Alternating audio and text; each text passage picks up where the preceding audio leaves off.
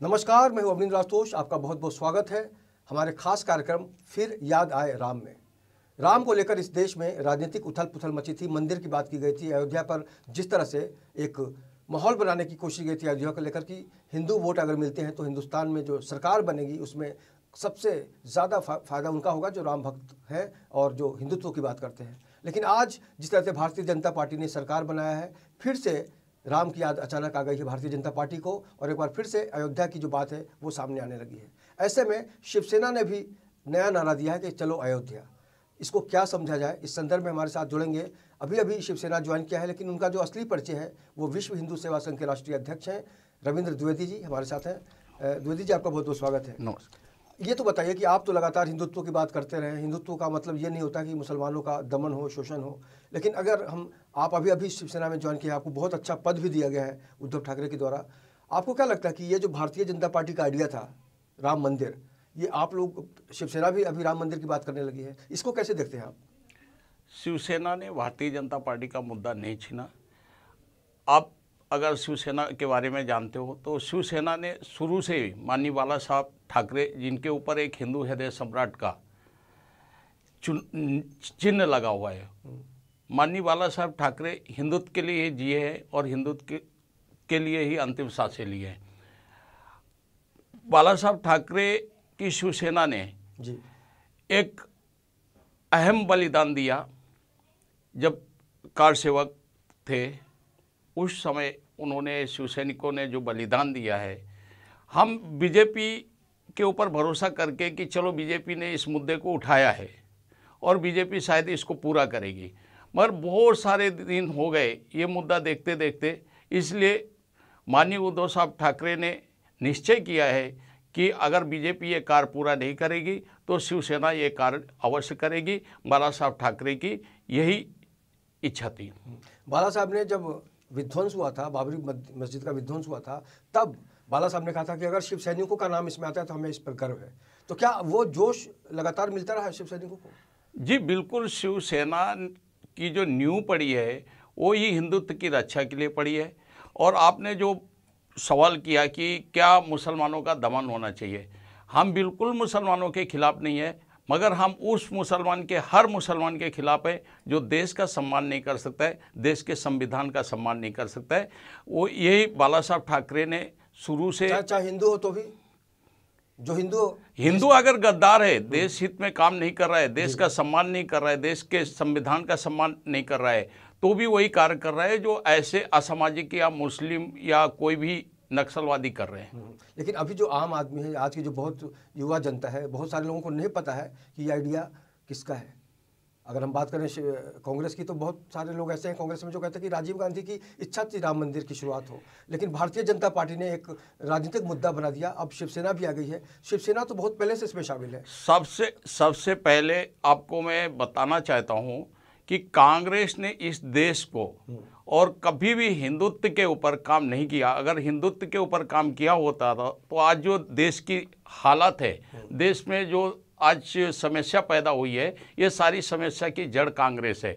जब देश का बंटवारा हिंदू अपना धर्म के आधार पर हुआ था, उसी समय पे अगर हम तय करते थे कि एक राष्ट्र अगर इस्लामिक बनता है तो एक हिंदू राष्ट्र बनना चाहिए, मगर इन्होंने बड़ी चालाकी से, बड़ी धूर्त तरीके से एक राष्ट्र तो इस्लाम का बना दिया और दूसरा जो आज सेकुलरवादी के नाम पे इस देश का निर्माण किया गया, आज ये सेकुलरता ही हमें तकलीफ दे रही है। और उसी वजह से राजनेताओं ने नेतागिरी करके आपसी जो मतभेद पैदा किया है, जाति का हो या धर्म के आधार पर अपनी अपनी नेतागिरी कर रहे हैं। इसकी मेन जड़ कांग्रेस है।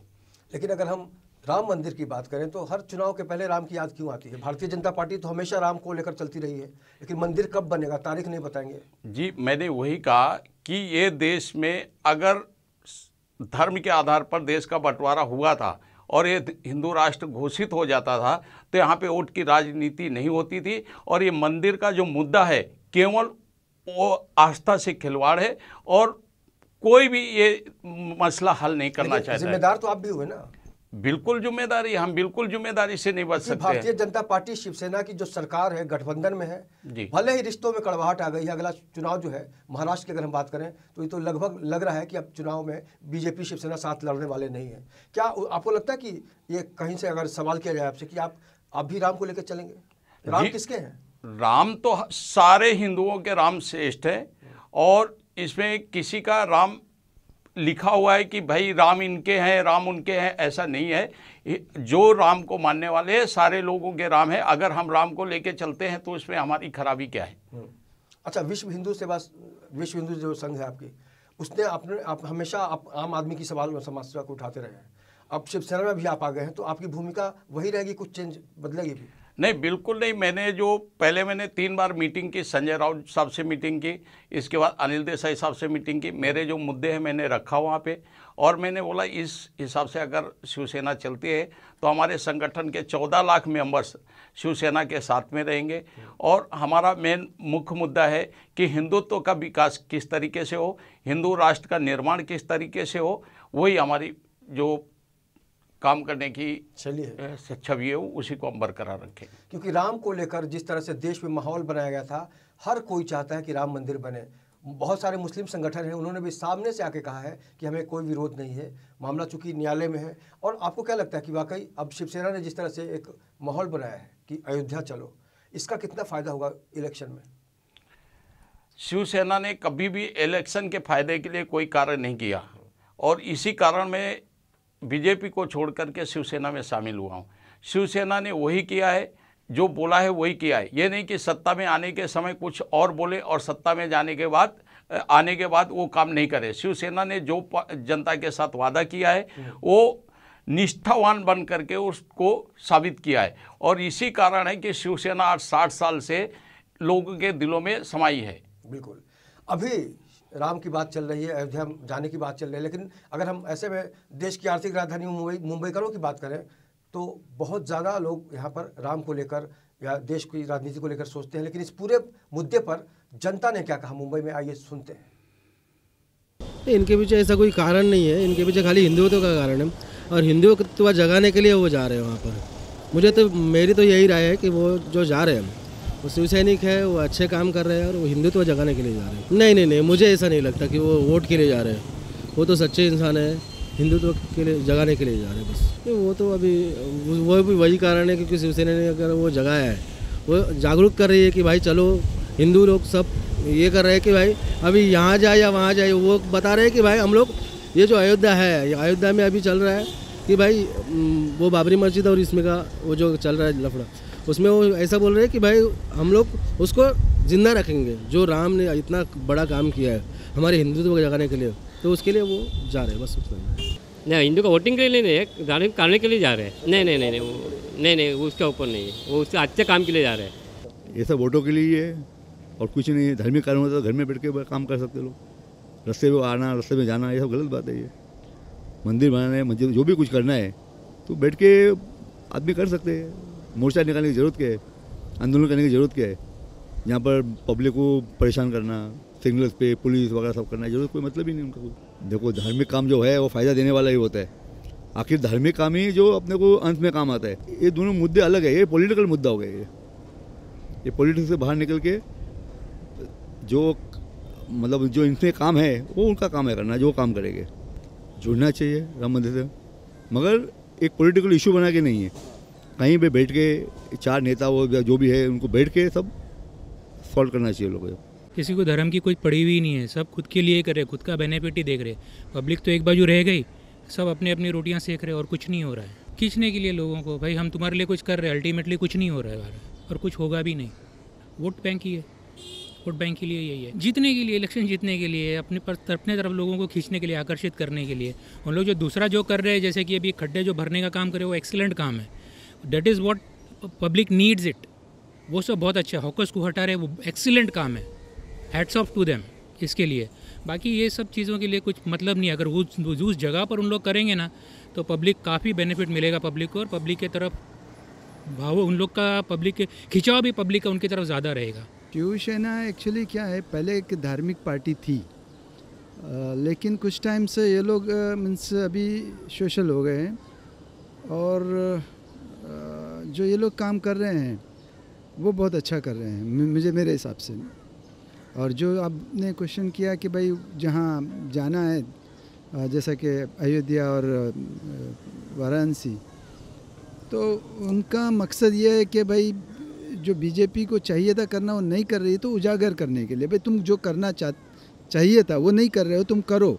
इसके लिए ये एक लोगों को बता रहे हैं कि भाई हम इसके पीछे लगे हुए हैं, बस इनका मकसद यही है। तो मेरे हिसाब से जो कर रहे हैं वो गलत नहीं कर रहे हैं। और उद्धव जी तो मतलब बेहतरीन लीडर है, बहुत ही बेहतरीन। नहीं जेन्युइनली कर रहे हैं ये लोग। अगर हिंदुत्व के लिए सिर्फ करते ना तो उनका एक पहले जो करते थे हिंदुत्व के लिए वो उनका स्टाइल था या जो भी बोलो वो ठीक अलग था।